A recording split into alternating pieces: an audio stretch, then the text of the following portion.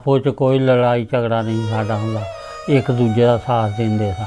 ਅੱਛਾ। ਭਰਾਵਾਂ ਵਾਂਗੂ ਜਿੱਦਾਂ ਭਰਾ ਭਰਾਵਾਂ ਦਾ ਸਾਥ ਦਿੰਦੇ, ਇੱਦਾਂ ਹੀ ਉਹ ਖੜੇ ਹੋ ਜਾਂਦੇ ਸੀ ਸਿੱਖ ਮੁਸਲਮਾਨਾਂ ਨਾਲ ਤੇ ਮੁਸਲਮਾਨ ਸਿੱਖਾਂ ਨਾਲ, ਤੇ ਬੜਾ ਸੋਹਣਾ ਵਸੇਬਾ ਹੈ।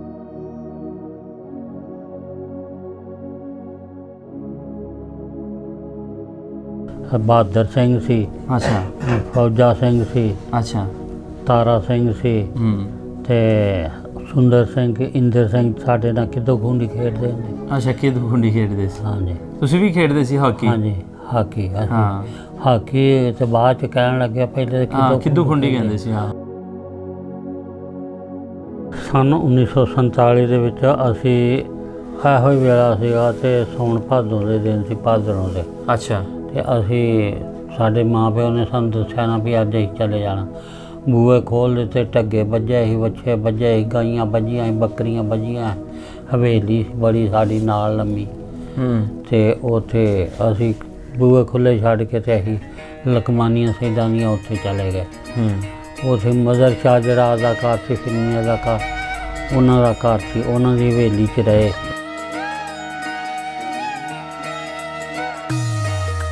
ਹੁਣ ਲਗਭਗ 73 ਵਰੇ ਹੋ ਗਏ ਨੇ। ਹਾਂਜੀ। ਤੁਹਾਨੂੰ ਆਏ ਹੋਏ ਨੇ। ਹਾਂਜੀ। ਤੇ ਕਦੀ ਇੰਜ ਬੈਠੇ ਆ, ਉਹ ਜ਼ਹੀਨ 'ਚ ਆ ਜਾਂਦਾ ਸਾਰਾ ਉਹ ਨਕਸ਼ਾ, ਉਹ ਪਿੰਡ? ਉੱਥੇ ਜਿੱਥੇ ਜਿੱਥੇ ਅਸੀਂ ਕਬੱਡੀ ਖੇਡਦੇ ਸਾਂ, ਕਿੱਦੋਂ ਖੁੰਡੀ ਖੇਡਦੇ, ਸਾਰੇ ਨਕਸ਼ੇ ਸਾਡੇ ਜ਼ਹੀਨ ਵਿੱਚ ਨੇ, ਉਹ ਬਿਲਕੁਲ ਯਾਦ ਆਉਂਦਾ। ਤੇ ਬੜਾ ਸੋਹਣਾ ਮਾਹੌਲ ਸੀਗਾ। ਦਿਲ ਕਰਦਾ ਜਾਣ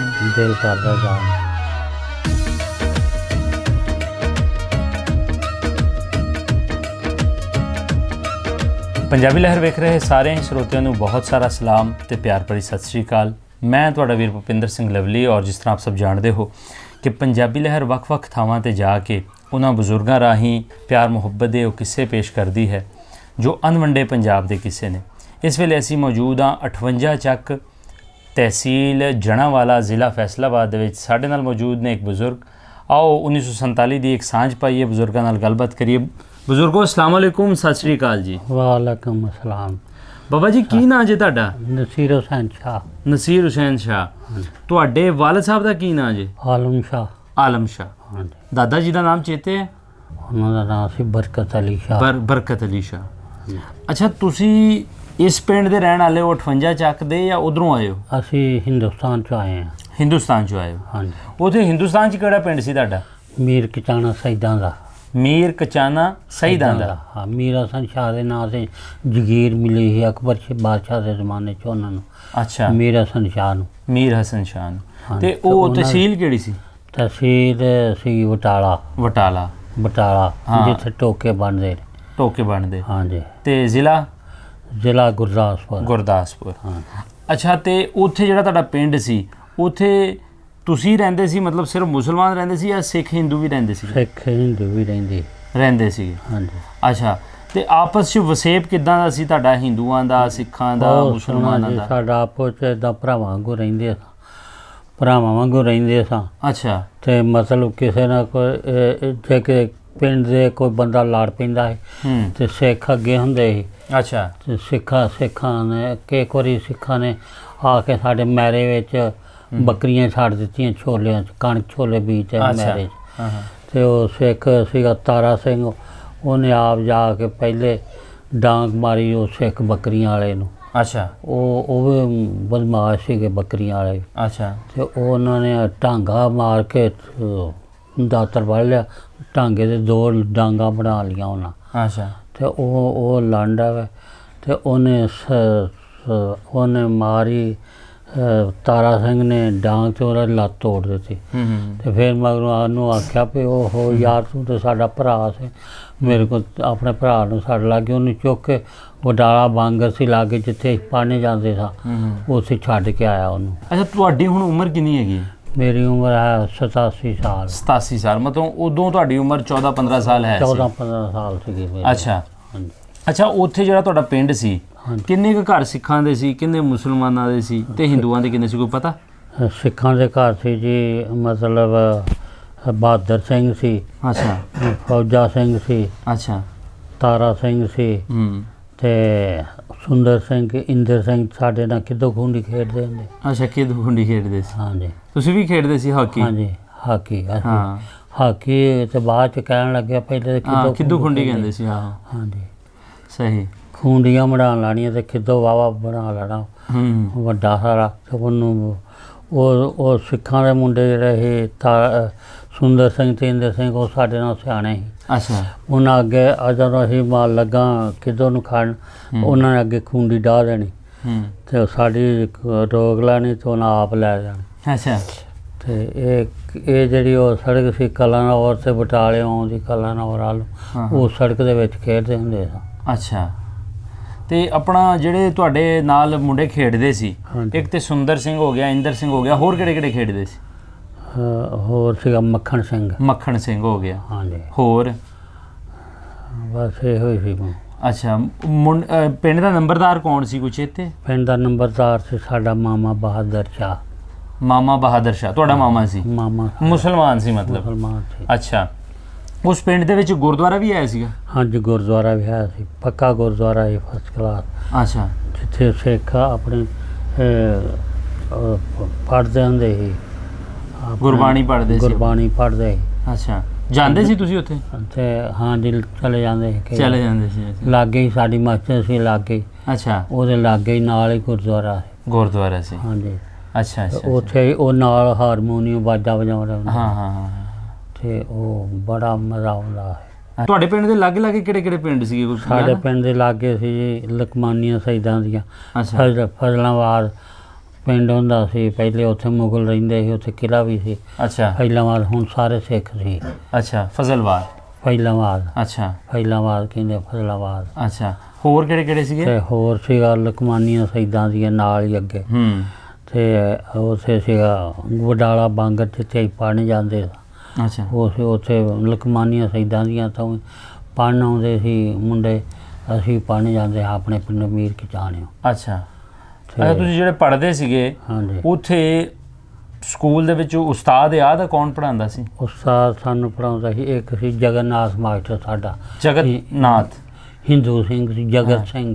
ਅੱਛਾ। ਜਗਤ ਜਗਤ ਰਾਮ। ਜਗਤ ਰਾਮ। ਹਾਂਜੀ। ਹੋਰ?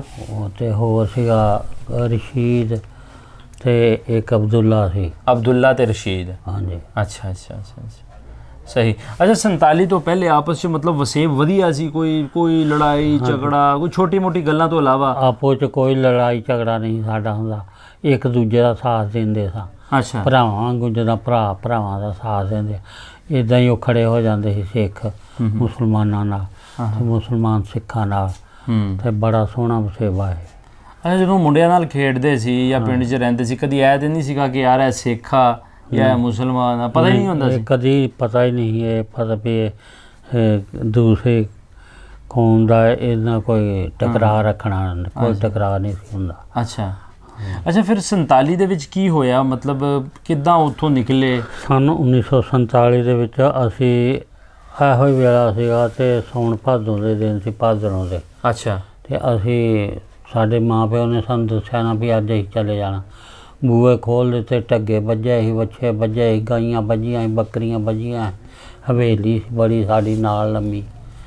ਤੇ ਉੱਥੇ ਅਸੀਂ ਬੂਹੇ ਖੁੱਲ੍ਹੇ ਛੱਡ ਕੇ ਤੇ ਅਸੀਂ ਲਕਮਾਨੀਆਂ ਸ਼ਹੀਦਾਂ ਦੀਆਂ ਉੱਥੇ ਚਲੇ ਗਏ। ਉੱਥੇ ਮਜ਼ਰ ਸ਼ਾਹ ਜਿਹੜਾ ਅਦਾਕਾਰ ਸੀ, ਫਿਲਮੀ ਅਦਾਕਾਰ, ਉਹਨਾਂ ਦਾ ਘਰ ਸੀ, ਉਹਨਾਂ ਦੀ ਹਵੇਲੀ 'ਚ ਰਹੇ। ਤੇ ਉਹਨਾਂ ਦੀ ਹਵੇਲੀ ਬੜੀ ਕਿਲੇ 'ਚ ਹਵੇਲੀ ਸੀ, ਬੜੀ ਪੱਕੀ ਕੰਧ ਸੀ, ਬੜੀ 2-2.5 ਹੱਥ ਚੌੜੀ ਕੰਧ। ਉਹਦੇ ਔਰਤਾਂ ਤੇ ਬੱਚੇ ਉੱਥੇ ਰਹੇ। ਅੱਛਾ। ਤੇ ਫਿਰ ਅਸੀਂ ਮਤਲਬ ਸੁਬਾਹ ਉੱਠ ਕੇ ਇਸ ਵਕਤ ਤੇ ਅਸੀਂ ਆਪਣੇ ਆ ਗਏ ਇੱਧਰ ਪਾਕਿਸਤਾਨ ਵੱਲੋਂ, ਕਲਾਨੌਰ ਵੱਲ। ਕਲਾਨੌਰ ਅੱਗੇ ਡੇਰਾ ਬਾਬਾ ਨਾਨਕ, ਉੱਥੋਂ ਦੀ ਤੇ ਉੱਥੇ ਅੱਗੇ ਪੁਲ ਸੀਗਾ, ਥੱਲਿਓਂ ਦੀ ਗੱਡੀ ਜਾਂਦੀ, ਉੱਤੋਂ ਦੀ ਟ੍ਰੈਫਿਕ ਚੱਲਦੀ। ਉੱਥੇ ਉਹਦੇ ਲੰਘ ਕੇ ਉਹ ਪੁਲ ਤੇ ਅਸੀਂ ਪਾਕਿਸਤਾਨ 'ਚ ਡੰਡੇ ਗਾੜ ਕੇ ਤੇ ਦਾਖਲ ਹੋ ਗਏ ਤੇ ਆਪਣੀ ਛਾਂ ਕਰ ਲਈ, ਡੰਡੇ ਕੱਢ ਕੇ ਉੱਥੇ ਖੇਸ ਪਾ ਲਿਆ।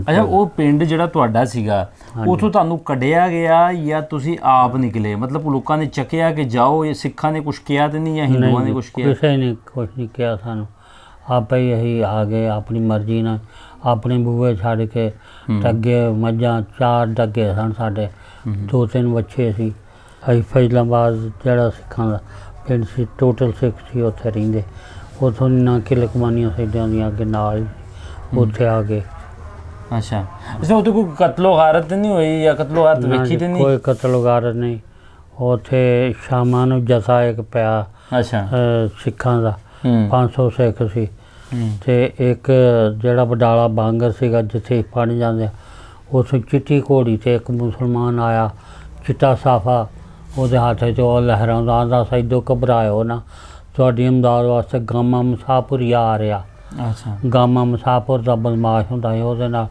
ਉਹਦੇ ਕੋਲ ਪੱਕੀਆਂ ਰਾਈਫਲਾਂ ਹੁੰਦੀਆਂ ਸੀ 8-9 ਬੰਦੇ ਹੁੰਦੇ ਸੀ ਨਾਲ ਉਹ ਪੁਲਿਸ ਮੁਕਾਬਲੇ ਵੀ ਕਰਦਾ ਸੀ ਅੱਛਾ ਤੇ ਉਹ ਆ ਗਿਆ ਤੇ ਉਹਨਾਂ ਨੇ ਨਾਂ ਸੁਣਦੇ ਹੀ ਉਹ ਸਿੱਖਾਂ ਦਾ ਜਥਾ ਇੱਧਰ ਸੂਆ ਲੈਂਦੇ ਬੰਨੇ ਵਗਦਾ ਸੀ ਉਹ ਸੂਏ ਦੇ ਪਤਾ ਨਹੀਂ ਉਹ ਕਿੱਧਰ ਚਲੇ ਗਏ ਕਿੱਥੇ ਗਾਇਬ ਹੋ ਗਏ ਉਹ ਕਿ ਕਮਾਦਾਂ 'ਚ ਵੜ ਗਏ ਜਾਂ ਕਿੱਥੇ ਚਲੇ ਗਏ ਕੋਈ ਕਤਲ ਗਾਰਤ ਨਹੀਂ ਹੋਈ ਕੋਈ ਅੱਛਾ ਹੁਣ ਲਗਭਗ 73 ਵਰੇ ਹੋ ਗਏ ਨੇ ਹਾਂਜੀ ਤੁਹਾਨੂੰ ਆਏ ਹੋਏ ਨੇ ਹਾਂਜੀ ਤੇ ਕਦੀ ਇੰਜ ਬੈਠੇ ਆ ਉਹ ਜ਼ੀਨ 'ਚ ਆ ਜਾਂਦਾ ਸਾਰਾ ਉਹ ਨਕਸ਼ਾ ਉਹ ਪਿੰਡ ਉੱਥੇ ਜਿੱਥੇ ਜਿੱਥੇ ਅਸੀਂ ਪਿਸ਼ਾਬ ਕੀਤਾ ਜਿੱਥੇ ਜਿੱਥੇ ਕਬੱਡੀ ਖੇਡਦੇ ਸਾਂ ਕਿੱਦੋਂ ਖੁੰਡ ਖੇਡਦਾ ਸਾਰੇ ਨਕਸ਼ੇ ਸਾਡੇ ਜ਼ੀਨ ਵਿੱਚ ਨੇ ਉਹ ਬਿਲਕੁਲ ਯਾਦ ਆਉਂਦਾ ਤੇ ਬੜਾ ਸੋਹਣਾ ਮਾਹੌਲ ਸੀਗਾ ਦਿਲ ਕਰਦਾ ਜਾਣ ਨੂੰ ਦਿਲ ਕਰਦਾ ਜਾਣ ਨੂੰ ਅੱਛਾ ਹਾਂਜੀ ਤੇ ਜੇ ਹੁਣ ਤੁਸੀਂ ਚਲੇ ਗਏ ਆਪਣਾ ਘਰ ਪਛਾਣ ਲਓਗੇ ਉੱਥੇ ਹਾਂਜੀ ਸਾਡਾ ਘਰ ਛੱਪੜ ਅਸੀਂ ਪਿੰਡ ਤੋਂ ਮਿੱਟੀ ਕਰਾ ਕੇ ਚਬਲਦੇ ਸੀ ਅੱਗੇ ਨਾ ਤੇ ਛੱਪੜ ਪੂਰ ਕੇ ਤੇ ਉੱਥੇ ਘਰ ਬਣਾਇਆ ਅਸੀਂ ਜਿਹੜਾ ਮੀਰ ਖਿਚਾਣੇ ਦਾ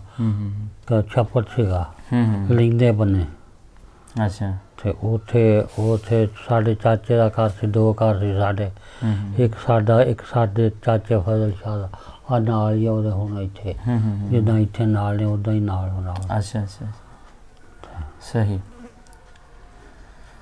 ਚਲੋ ਜੀ ਬਜ਼ੁਰਗੋ ਤੁਹਾਡਾ ਬਹੁਤ ਬਹੁਤ ਸ਼ੁਕਰੀਆ ਥੈਂਕ ਯੂ ਤੁਹਾਡਾ ਲੋ ਜੀ ਬਜ਼ੁਰਗਾਂ ਨਾਲ ਗੱਲਬਾਤ ਕੀਤੀ ਬੇਸ਼ੱਕ ਅੱਜ 73 ਵਰੇ ਹੋ ਚੁੱਕੇ ਨੇ ਲੇਕਿਨ ਉਹਨਾਂ ਨੂੰ ਅੱਜ ਵੀ ਆਪਣਾ ਪਿੰਡ ਆਪਣਾ ਘਰ ਆਪਣੇ ਉਹ ਦੋਸਤ ਯਾਰ ਜਿਨ੍ਹਾਂ ਦੇ ਇਹਨਾਂ ਨੇ ਨਾਮ ਲਏ ਉਹ ਸਾਰਾ ਕੁਝ ਯਾਦ ਹੈਗਾ ਅੱਜ ਵੀ ਇਹਨਾਂ ਦਾ ਦਿਲ ਕਰਦਾ ਹੈ ਅੱਜ ਵੀ ਉਹਨਾਂ ਨੂੰ ਆਪਣਾ ਵਤਨ ਜਿਹੜਾ ਹੈ ਉਹ ਵਤਨ ਹੈ ਜਿੱਥੇ ਉਹ ਪੈਦਾ ਹੋਏ ਨੇ ਪਰ ਅੱਜ ਵੀ ਇਹਨਾਂ ਦਾ ਦਿਲ ਕਰਦਾ ਹੈ ਕਿ ਜਾ ਕੇ ਆਪਣੇ ਵਤਨ ਨੂੰ ਵੇਖ ਸਕਣ ਇਸੇ ਕਰਕੇ ਹੀ ਆਪ ਜੀ ਦੀਆਂ ਕਹਾਣੀਆਂ ਜਿਹੜੀਆਂ ਨੇ ਆਪ ਜੀ ਦੇ ਰੂਬਰੂ ਕਰੀ ਦੀਆਂ ਨੇ ਕਿ ਇਹਨਾਂ ਬਜ਼ੁਰਗਾਂ ਦੀ ਗੱਲਬਾਤ ਜਿਹੜੀ ਹੈ ਉਹ ਵੱਧ ਤੋਂ ਵੱਧ ਲੋਕਾਂ ਤੱਕ ਪਹੁੰਚਾਈ ਜਾਏ ਜਿਹੜੇ ਰੈਲੀਵੈਂਟ ਅਥਾਰਟੀਜ਼ ਨੇ ਉਹਨਾਂ ਨੂੰ ਵੀ ਇਹ ਗੱਲਾਂ ਦੱਸੀਆਂ ਜਾਣ ਸਭ ਦਾ ਬਹੁਤ ਬਹੁਤ ਧੰਨਵਾਦ ਫਿਰ ਮਿਲਦੇ ਹਾਂ ਜੀ ਕਿਸੇ ਹੋਰ ਜਗ੍ਹਾ ਕਿਸੇ ਹੋਰ ਥਾਂ ਤੇ ਕਿਸੇ ਹੋਰ ਬਜ਼ੁਰਗ ਦੇ ਨਾਲ ਰੱਬ ਰੱਖਾ ਜੀ